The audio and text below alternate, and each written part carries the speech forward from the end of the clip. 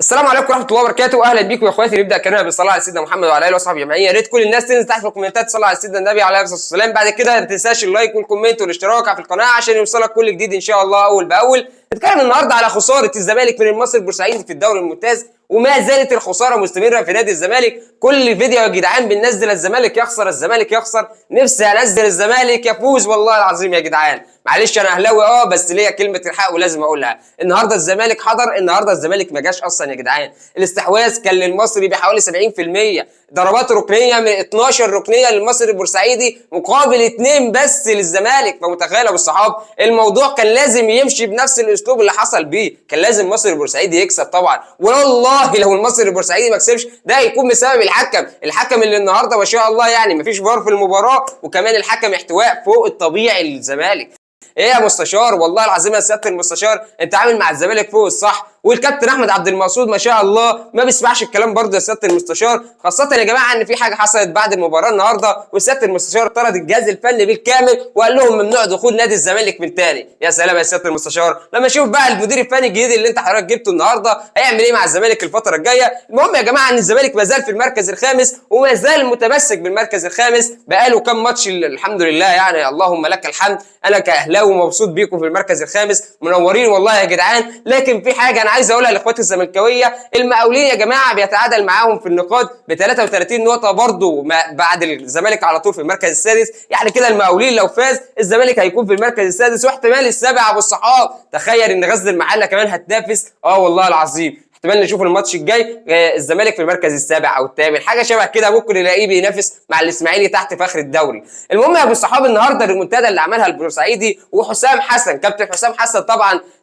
كل الناس عارفاه وكل الناس عارفه امكانيات كابتن حسام حسن الكبيره مع المصري البورسعيدي، ولاعيبه المصري البورسعيدي النهارده اللي كانوا فوق الصح وفوق ورجاله بمعنى الصح بمعنى الكلمه يا جماعه. النهارده ما شاء الله يعني احتواء من الحكم للزمالك كان كبير جدا وكان باين جدا، حتى جماهير الزمالك اتكلمت على الاحتواء ده وقالت ان كان في فعلا احتواء من الحكم من المباراه، خصوصا ان ما كانش فيه فار، وخصوصا ان كان في حاجات كتيره قوي المصري البورسعيدي تم التخفي عنها او تم التكبير عنها بمعنى صح. كبر دماغك يا راجل، المهم الزمالك كسب والمهم الزمالك ما يخسرش في المباراه دي. لكن لنصره ربنا والعدل الزمالك بيخسر والمصري البورسعيدي بيرجع بريمونتادا تاريخيه 3-2 امام الزمالك بعد ما كان الزمالك متقدم بهدفين. واللي جاب الهدفين اول هدف يا ابو الصحاب عشان ما حدش يقول الزمالك عمل اللي عليه، الهدف المدافع بتاع المصري جابه في نفسه في اول دقيقه. قلنا خلاص اخوات الزملكاويه قالوا خلاص الماتش ده بتاعنا وهنكسبه، يعني هنكسبه. وبعدها يرد الزمالك تاني كمان بهجمه كانت المفروض فيها فاول قبل ما تيجي جول، وناصر منسي يجيب الثاني والحكم يتغاضى طبعا عن الفاول ويتحسب 2-0 للزمالك. بعدها يرد بقى